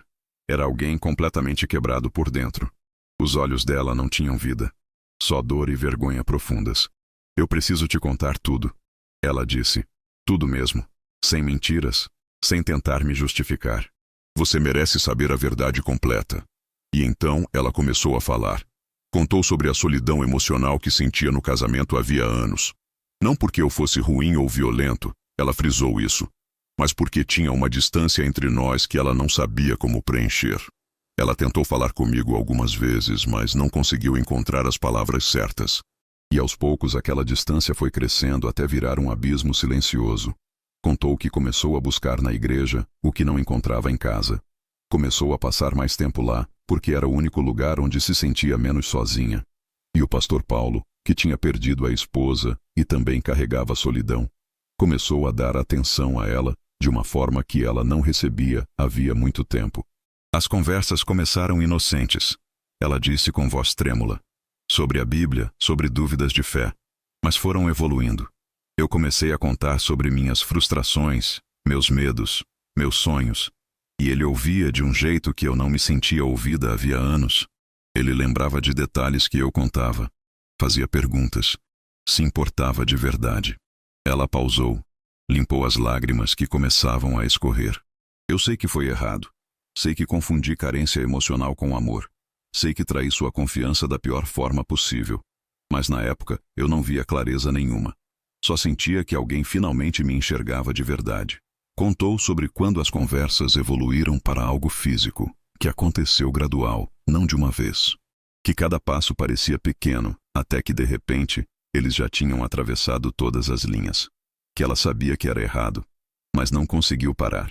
E então veio a suspeita de gravidez. O pânico absoluto. A conversa desesperada com o pastor, que também entrou em pânico. A decisão covarde de fugir em vez de enfrentar. Quando escrevi aquela carta, ela disse chorando mais forte agora: eu achava que estava fazendo o certo. Achava que você merecia saber a verdade mesmo que doesse. Mas agora eu vejo que só fui covarde de novo. Joguei aquela verdade em você e fugi. Te deixei sozinho com toda aquela dor sem nem dar chance de você perguntar, de você gritar, de você reagir do jeito que precisava. Fiquei em silêncio processando tudo.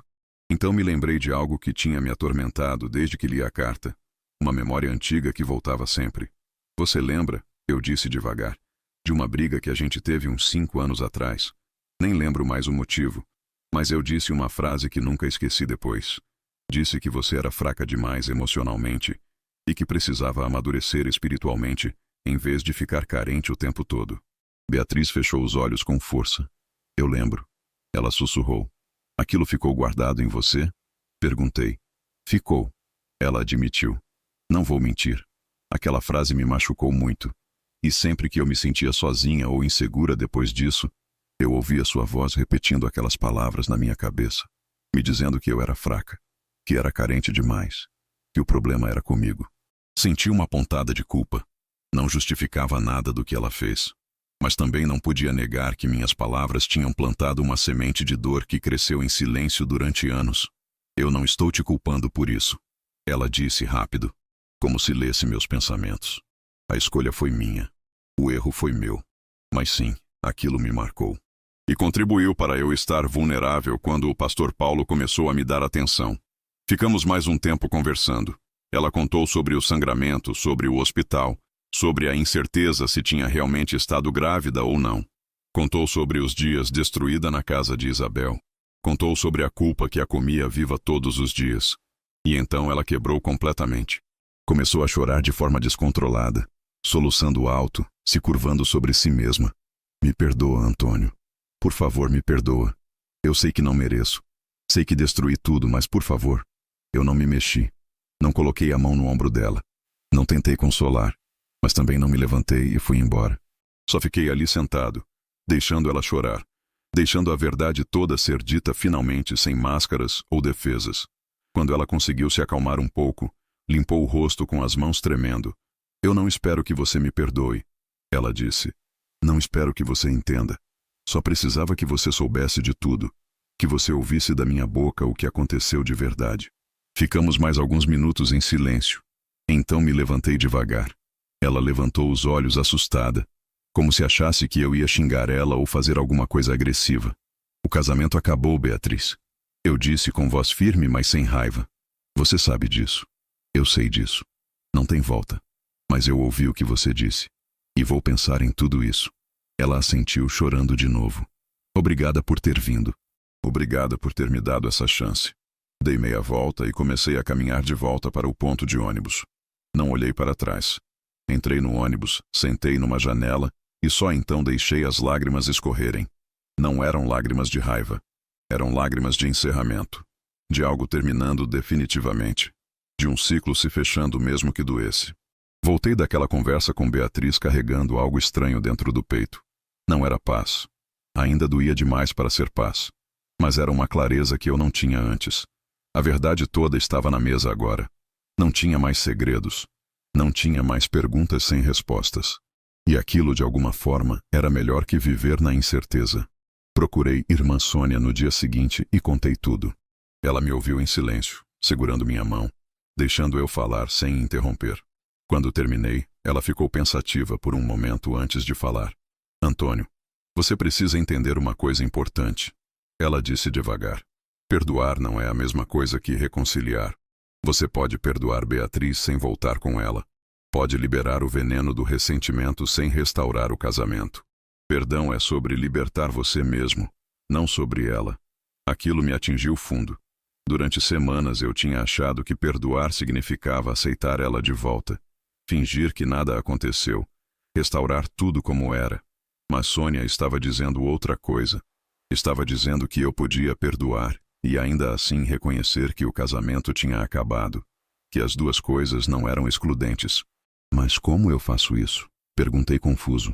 Como eu perdoo sem reconciliar? Você escolhe não deixar a raiva te consumir. Ela explicou. Você escolhe não viver o resto da vida como vítima. Você escolhe seguir em frente mesmo com as cicatrizes. Isso é perdão. Não é esquecer. Não é fingir que está tudo bem. É decidir que você não vai mais carregar aquele peso todos os dias. Aquela conversa mudou algo dentro de mim. Comecei a perceber que tinha uma escolha a fazer. Podia passar o resto da vida me corroendo de dentro com ressentimento. Ou podia escolher soltar aquilo. Não por Beatriz. Por mim mesmo. Mas antes de conseguir fazer essa escolha completamente, eu precisava lidar com outras pessoas. A família de Beatriz tinha pedido para conversar comigo através de Isabel. Seu Raul, Dona Helena e Márcia queriam me ver. Hesitei muito antes de aceitar, mas eventualmente concordei. Nos encontramos na casa deles numa tarde de sábado. O clima estava pesado quando cheguei. Dona Helena tinha os olhos vermelhos e inchados de tanto chorar. Seu Raul estava sério e curvado. Márcia parecia desconfortável. Dona Helena foi a primeira a falar. Antônio, eu peço perdão em nome da minha filha. Ela disse com voz quebrando. Mas também peço perdão por mim. Acho que criei a Beatriz com padrões impossíveis. Sempre cobrei perfeição dela. Sempre exigi que ela fosse a filha modelo, a esposa perfeita, a cristã exemplar. E acho que isso alimentou as inseguranças dela de um jeito que eu nunca percebi. Seu Raul concordou pesado. Eu também falhei. Nunca ensinei ela a lidar com sentimentos difíceis. Na minha geração, homem não falava sobre emoção. E mulher tinha que ser forte e aguentar tudo calada. Passei isso para ela sem perceber. E talvez isso tenha contribuído para ela não saber pedir ajuda quando precisava. Márcia, que no começo tinha me culpado, agora olhava envergonhada para o chão. Eu te pedi perdão também, Antônio. Fui injusta com você. Achei que você tinha sido frio ou negligente e que tinha empurrado minha irmã para os braços de outro. Mas não foi isso. Vocês dois só se perderam no caminho. E ela tomou uma decisão terrível. Mas não foi culpa sua. Escutei todos eles sem raiva. E percebi algo importante. Ninguém ali era vilão completo. Todos eram pessoas imperfeitas tentando fazer o melhor com as ferramentas que tinham. Dona Helena não criou a filha com padrões impossíveis por maldade. Seu Raul não ensinou repressão emocional por crueldade. Eram só limitações humanas normais que infelizmente contribuíram para um resultado devastador. Eu não culpo vocês, eu disse honestamente. Cada um fez o que achava certo. E no fim, a Beatriz é adulta. As escolhas foram dela, não de vocês.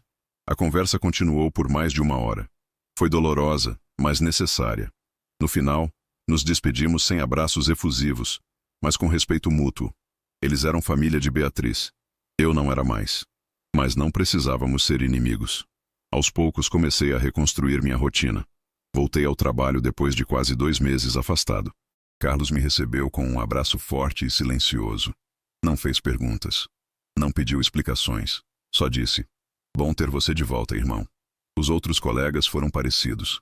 Presença solidária sem invasão. Daniel voltou a me visitar regularmente. A gente sentava no quintal, tomava café, conversava sobre coisas simples. Futebol, tempo, política. Ele não forçava assunto sobre Beatriz ou sobre a igreja. Só estava ali. E aquilo valia mais que 1000 palavras de consolo. Voltar à igreja foi a parte mais difícil. Fiquei semanas adiando. Mas um domingo, com Sônia ao meu lado me dando coragem, eu fui. Cheguei atrasado de propósito para não ter que cumprimentar muita gente na entrada. Sentei no último banco. Senti olhares. Alguns de pena, outros de curiosidade. Outros desviavam rapidamente quando eu olhava de volta. Mas teve gente que simplesmente acenou com respeito e sorriu. Gente que tinha amadurecido espiritualmente com toda aquela crise e não me via mais como coitado ou espetáculo. Me via como irmão que estava voltando. A igreja tinha mudado. Tinha pastor novo, mais jovem, trazido de outra cidade. A liderança tinha sido reorganizada. Pastor Elias tinha ficado alguns meses ajudando na transição antes de voltar para suas funções regionais. Muita gente tinha saído, mas muita gente também tinha ficado e crescido. Naquela noite, depois do culto, sentei com Sônia na sala da minha casa e tive uma conversa que mudou tudo. Eu decidi, eu disse. Não vou reatar com a Beatriz. O casamento acabou. O amor que existia morreu. Mas também decidi que não vou viver o resto da vida como vítima ressentida. Vou perdoar. Não por ela. Por mim. Porque eu não aguento mais carregar esse peso. Sônia sorriu com lágrimas nos olhos. Isso é sabedoria, Antônio. Isso é maturidade espiritual de verdade. Não a maturidade de seguir regras, mas a maturidade de fazer escolhas difíceis que libertam. E ali, naquela noite, comecei de verdade o processo de perdoar. Não foi instantâneo, não foi mágico. Foi decisão consciente repetida dia após dia. Toda vez que a raiva voltava, eu escolhia soltar. Toda vez que o ressentimento tentava me consumir, eu orava pedindo forças para liberar. Aos poucos, muito devagar, o peso foi diminuindo. Estou sentado aqui na minha sala hoje, em 2025. Tenho 75 anos. 21 anos se passaram desde aquele dia em que Beatriz saiu de casa e minha vida desmoronou. 2 décadas. E olhando para trás agora, com a clareza que só o tempo traz, eu consigo ver o quanto aquela dor me transformou. Deixa eu contar para vocês o que aconteceu com cada pessoa dessa história. Beatriz se mudou definitivamente para outra cidade, bem longe daqui. Ela nunca se casou de novo. Trabalha há anos como voluntária numa igreja pequena lá, fazendo ações sociais simples, sempre longe de qualquer posição de destaque. Ela encontrou, através de muito aconselhamento e muita oração, um caminho de arrependimento genuíno. Nós não temos contato regular, mas trocamos mensagens em datas importantes. Aniversários. Natal. Sempre respeitosas. Sempre à distância. Sem mágoa, mas também sem intimidade. O pastor Paulo nunca mais exerceu o ministério pastoral. Foi permanentemente afastado pela denominação. Perdeu a maioria das amizades antigas. Muita gente da comunidade simplesmente não conseguiu continuar se relacionando com ele. Ele vive até hoje com a Isabel, fazendo pequenos trabalhos de jardinagem e manutenção. Carrega no rosto o peso visível das escolhas que fez. Nunca recebeu redenção pública. Nunca recebeu perdão completo da comunidade. Essa é a consequência permanente dele. E por mais duro que seja, é justa. Isabel se tornou alguém que respeito à distância. Ela carrega culpa até hoje por ter protegido o irmão no começo, mas também carrega paz por ter feito o certo eventualmente. Conversamos esporadicamente quando nos encontramos na cidade. Sempre educados, sempre respeitosos. E irmã Sônia. Essa mulher foi o canal de Deus para me salvar. Ela permaneceu sendo presença fiel na minha vida até o fim dos dias dela. Faleceu aos 69 anos, e eu estava ao lado dela no hospital quando partiu. Segurei a mão dela enquanto ela respirava pela última vez, e agradeci por ter sido resgatado da escuridão através daquela mulher simples, mas cheia do Espírito Santo de verdade. A igreja passou por meses dolorosos de reorganização, mas eventualmente encontrou cura. Muitos membros cresceram espiritualmente de forma profunda através da crise. Aprenderam que líderes são humanos, que instituição religiosa não é Deus. Que fé verdadeira sobrevive mesmo quando estruturas desmoronam. Outros se afastaram permanentemente, feridos demais para continuar. Respeito essa escolha também. E eu? Nunca me casei de novo. Não porque fiquei preso ao passado, mas porque genuinamente encontrei paz e propósito vivendo sozinho. Sirvo discretamente na igreja. Não busco posições. Não quero holofotes. Mas estou ali, firme, disponível. E curiosamente, sem eu buscar isso, me tornei alguém que outros homens procuram quando passam por dores semelhantes. Homens traídos, homens quebrados, homens que perderam a fé. Eu os ouço, oro com eles, compartilho minha história. E eles veem que é possível sobreviver. Agora, deixa eu te dizer a coisa mais importante que aprendi nesses 21 anos.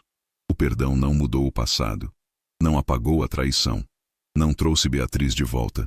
Não restaurou minha vida como era antes. Mas o perdão mudou fundamentalmente o peso que eu carregava no peito todos os dias. Eu não escolhi a traição. Não escolhi a dor. Não escolhi a humilhação pública.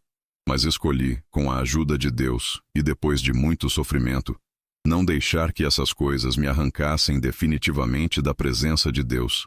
E foi essa escolha que me salvou. Não a ausência de dor, mas a decisão consciente de não deixar a dor me destruir completamente. Perdão não é fraqueza. É a força mais difícil que existe.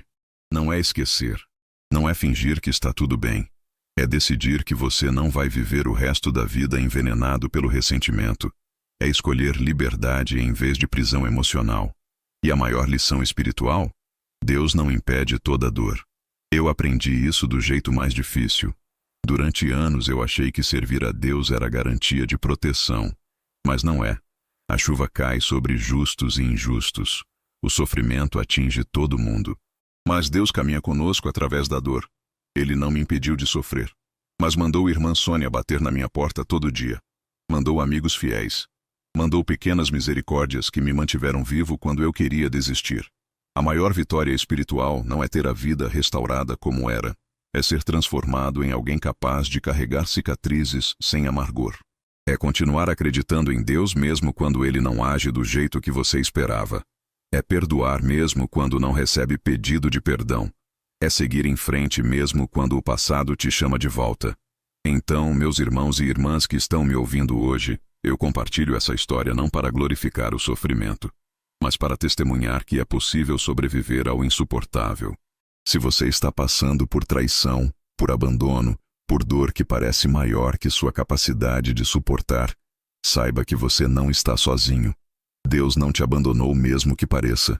E é possível, sim, atravessar o vale da sombra da morte e sair do outro lado transformado em vez de destruído.